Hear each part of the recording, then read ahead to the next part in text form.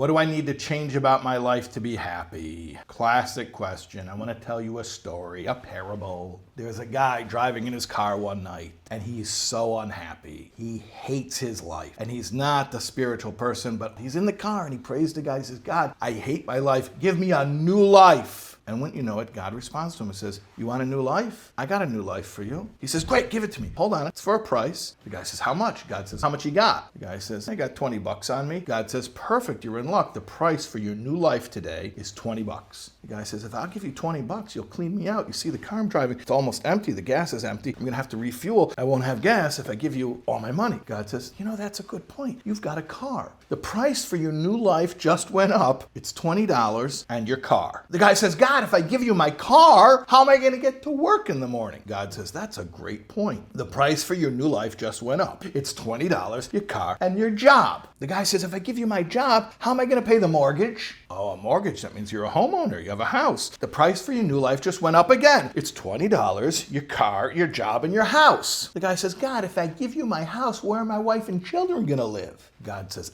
excellent point. The price for your new life just went up. It's $20, your car, your job, your house, your wife, and your kids. At this point, the guy realizes he better shut up. God then says to him, all right, I'm about to give you your new life, but before I give you your new life, can you do something for me? The guy says, He's afraid to answer. He doesn't even want to speak. He says, God says, great. God says, you see this $20? It's not your $20. God says, it's my $20. It used to be yours. Now it's mine. God says, I would like you to spend it for me. But because it's not your $20, it's my $20, you can only buy things that I want. Can you do that? The guy says, God says, you see this car? It used to be your car. It's not your car anymore. It's my car, God says. I want you to drive it for me. But because it's my car, you can only take it to places where I want to go. Can you do that? The guy says, God says, see this job? It's not your job anymore. It's my job. But I want you to show up there for me. And I want you to do business the way that I want business to be done. Can you do that? The guy says, God says, see this house? It's not your house. It's my house. And I want you to live in it for me. But because it's my house, you have to do the things in that house that are appropriate for God's house. Can you do that? The guy says,